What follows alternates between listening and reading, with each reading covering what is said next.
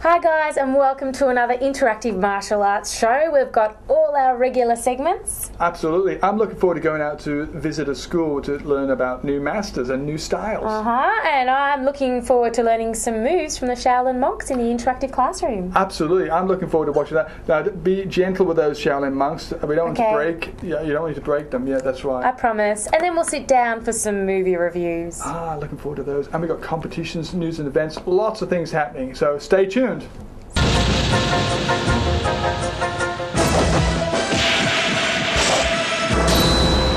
That's true. Hey, Graham. Hey. This guy. We together, dude, we come up with some fucking... Hey.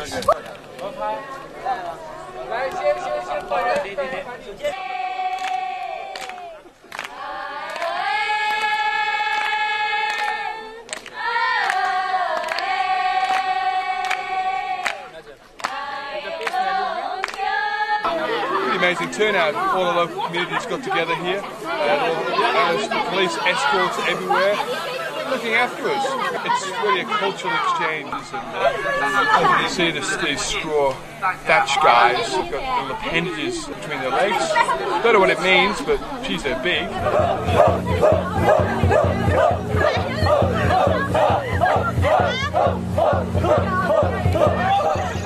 The K-style competitors are finding what it's like to live in this culture by picking the tea. It's not as if they can pick any leaf, they've got to take the small little leaves on the top of the branch. That's what it means in the tea in Chinese, is the top end of the tree.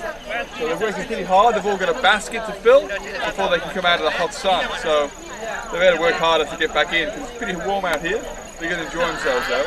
And then again, from this process of picking the tea, they go to another part over here where they get to blend it, smash it down, dry it out, and make out, and they actually taste the tea that they've developed. We're going to win it. We're going to win it! It's 247 kilometres. Do you feel conditioned enough to do this? Yeah, look, Singapore's a fair way away, but I think we'll do it in about 4 hours.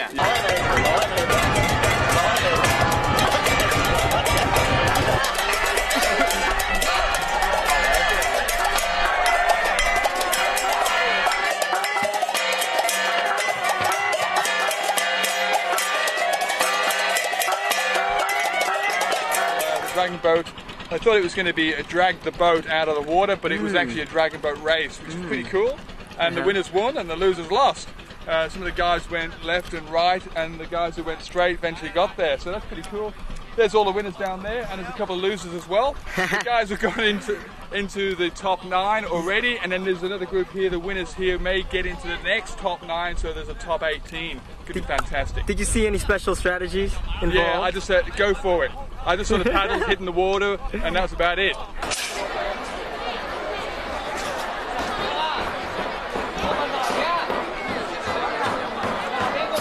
Just moved down to another remote village where the top 9 K-style competitors will be performing tonight, and there's a great big faith and pantomime here. There's lots and lots of locals. Looks like a few thousand of them here, which should be a great performance. Let's take a look at these guys perform.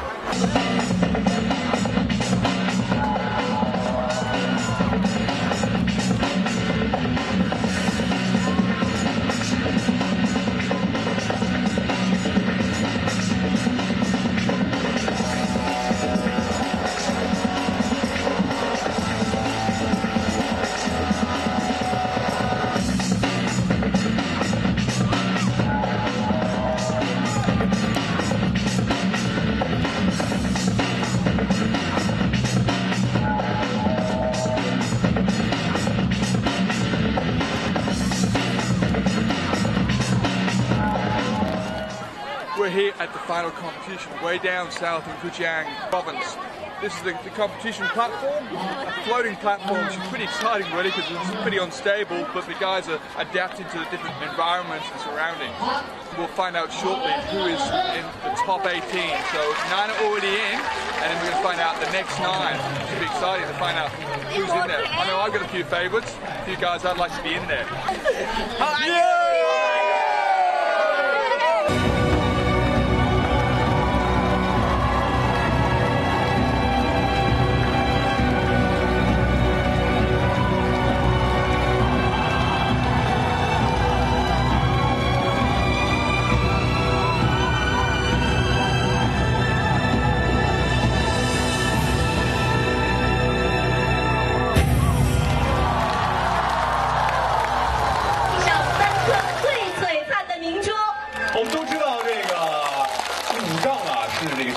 是这个土家族和苗。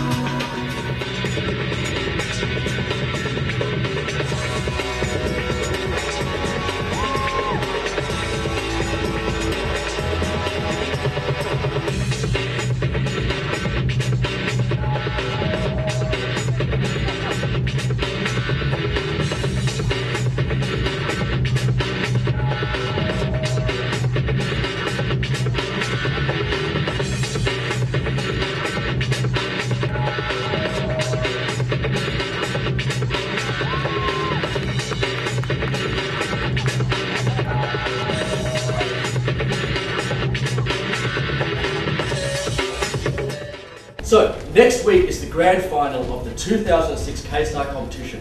Now, Graham Slater, as you know, the Graham guy, he's been travelling you through the Shenzhen TV studios, and next week we are finally going to find out who wins the K-Star TV winner contract movie competition with lots of money, cash, women, fame, fortune, everything! If you are serious about martial arts and interested in becoming a martial arts instructor, working in film and TV, you should consider school-based apprenticeship. Guess what? You can get qualification while you're still at school. Well, after the break, Shaolin monks will teach us some more moves in the virtual classroom.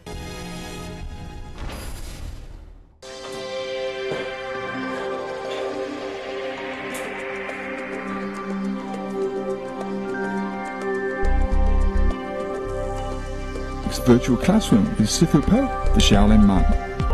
Now remember, it is important to warm up properly before doing any physical exercise. This form is going to be demonstrated in its entirety and then broken into sequences that you can follow along easily.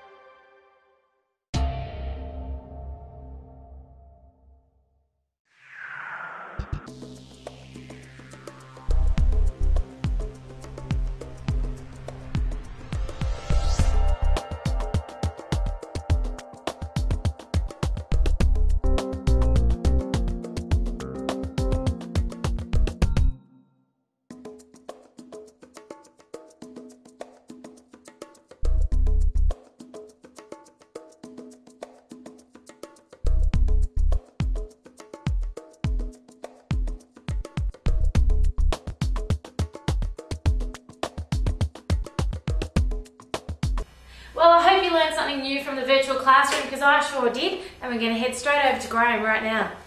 I'm here to go out and see Professor Paolo from Brazilian Jiu-Jitsu that's over here in Hall Street. So let's go and check them out and see what they have to offer. Well, photography is prohibited, but here we are. I wonder if I'll be allowed in. Let's see if it's behind this big door. Trick or treat. Hey, Paolo. That's you. Come in.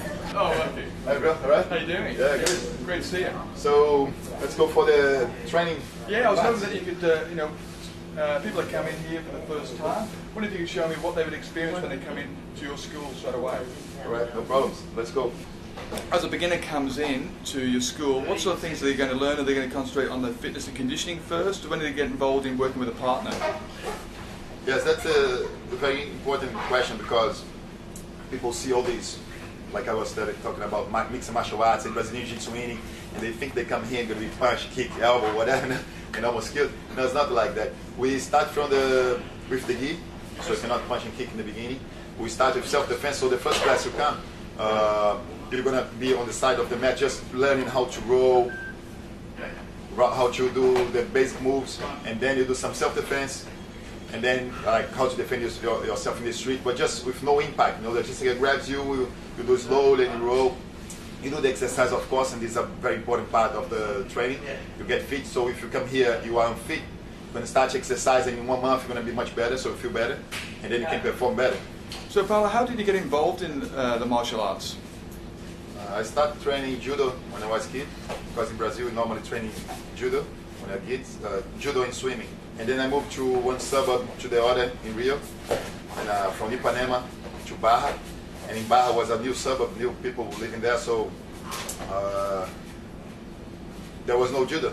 There was just one jiu-jitsu school close to my house. So then I went to jiu-jitsu when I was about 12. There's a lot of different styles of jiu-jitsu. What's the name of this style? Jiu-jitsu, basically, jiu-jitsu is Japanese. It was invented in Japan a long time ago. They say that started in India, and then moved to China, and then Japan invaded China, and took to Japan, and there jiu-jitsu grew because the traditional samurais and all these things, and ninjas, and so a long time ago. So jiu-jitsu is the mother of the martial arts. Everything started as jiu-jitsu, and then one time in the beginning of the 20th century, 1900 something, a Japanese immigrant moved to Brazil, Konde Koma, who was a Japanese jiu-jitsu champion, and then he started teaching. He became friends with Gracie family and started teaching the Gracie kids. Gracie kids, one of them was Carlos and the other one was Hélio Gracie. And Hélio Gracie was very small, so he couldn't use the Japanese jiu-jitsu. He had asthma, he fainted, he didn't have any physical attributes.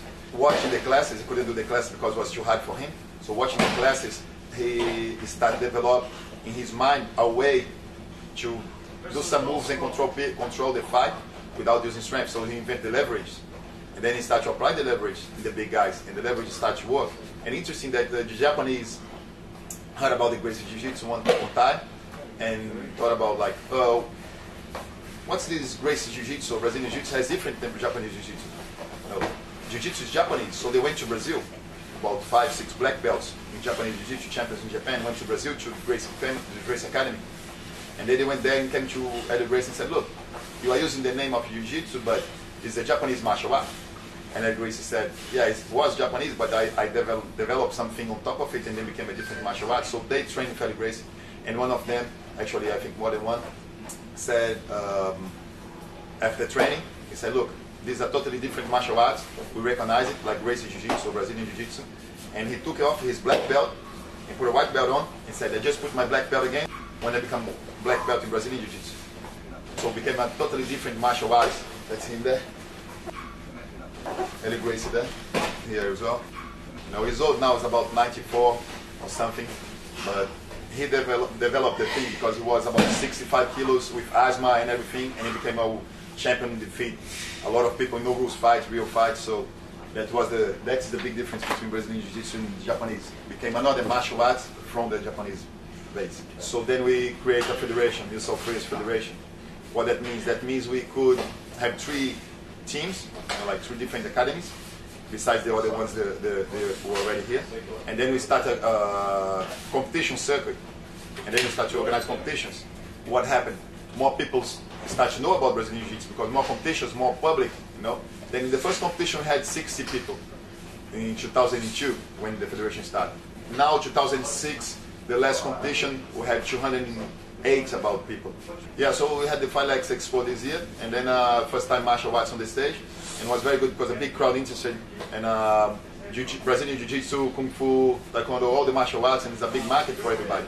So Australian people like it, you know, like activity, like martial arts. It's a very safe country. The difference is in Brazil, in America, you need Brazilian Jiu-Jitsu or any other martial arts to defend yourself, you know, to use in the street. Here, people don't fight in the street, so you do more for sport. Brazilian Jiu-Jitsu is renowned for its toughness. Is that because of the background of living up in Brazil, that it's tough in the streets? You mentioned, you know, that you need to use the fighting skills of the Brazilian Jiu-Jitsu. How relevant is that in living in Brazil? Yeah, Brazil is different because I don't know if it's Latin blood or if it's the situation, economic situation, whatever. But it doesn't matter. It is, even when since the beginning, since Hélio Gracie's times, 1900s, 1800s, we used to fight. You know, so we fight in the street, fight in the school. It's not that it's a chaos and everybody fights everywhere. No, but if there is a challenge, you fight. It was a bit different than the Anglo-Saxon, England, Australia, and other places that people sue other people. Yeah. There's no suing there. The legal system will help them and maybe protect them. Yeah. This side. Yeah. No, I think make you weak is like the prehistoric times and whatever is very like instinct. You know, an instinct. There are two basic instincts in human nature: sex and violence. But the legal system try to stop that, of course, because otherwise everybody kill everybody. And I want this camera so I can break your neck and take the camera. That's not good, you know. But I think if it start like in America and here in some places, you break your nail and you want to sue the guy. No, that's not fair. So I think there is of course there's equilibrium. Here is safer. That is not so safe. There in America, in some places, a bit aggressive. But I think it's in nature of the human body. But talking about Brazil, yeah, Brazil is normal. Like you go to school, sometimes have some fights in the school, and you not be expelled from the school. No, like it's a normal thing. You go to the soccer game or something. Sometimes there are some fights, you know. But what Brazilian people have, they are hungry. You know, hungry not for food, but hungry for whatever they want. They want to be, I don't know, the best T-shirt maker. They go for it. They want to be the best fighter. They go for it. The best swimmer, whatever. So people are hungry. They don't have the easy life, you know. So they have to fight for what they want. Take any opportunity they can get, I guess. Yeah. Sorry? And take every opportunity they can get. Exactly. You know, but the right way, not go in the street and try to fight no rules, fight if people don't know how to fight. But like, if they want to fight no rules, in this case, the martial art, they're going to train as hard as possible and keep that in the heart. You know, they not give up until they get there. So I think that makes a big difference. Like Brazilians are like this, so they are tough. Not because they are big, because Brazilian people are not big. There's other cultures are much bigger, but they are tough in the mind and in the heart. Now you should have a good idea of what kind of school is good for you. So just don't sit around after the show, go out and visit one by yourself. That's right, there is an awesome martial arts school right near you. So check out our website and you can see the top 10 schools in Victoria. That's hot. That is hot. Alright guys, I know you want this. Here's your opportunity to win a pile of DVDs. We're talking about 300 smackers worth. I won't do 300, that's just way too many. But here's the plan, right? It's from Magnum Pacific. They've given us the Hong Kong Legends DVD pack, and it's yours to win. All you're going to do is drop into our website, www.interactivemartialarts.com. You know where to go. If you haven't been there, what are you doing? Drop in there, win the DVD pack, sit back in your armchair, relaxing, enjoying some Kung Fu action. Woo-hoo-hoo-hoo-hoo. Hey, yeah, I hope you guys enjoyed the show for each week. And if you got any favorite segment, just go to www.interactivemartialarts.com and drop us an email. Well, we're about to announce the winner of our Hong Kong Legends DVD pack worth $300. So if your name pops up on the screen right now, you're a winner.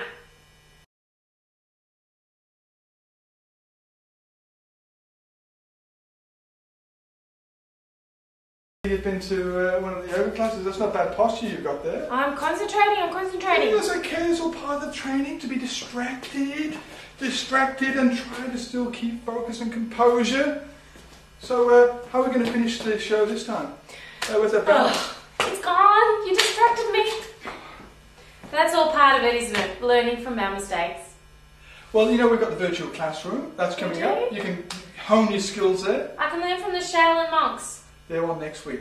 You'll be looking forward to those guys. Are we going to any martial arts schools? Yes, we are. And if you'd like us to come out to one of your martial arts schools, your teacher, your master, to do a story, we're happy to do so. Give us a call or email us. Very good idea. And don't forget to enter the competition so you can win heaps of prizes. Lots of giveaway DVDs and movies that we like watching.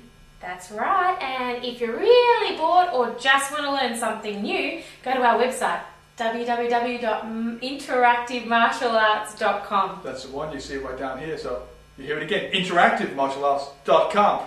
We'll see you next time. Cheers. You're off this way, I'm off this way. That's right. See ya.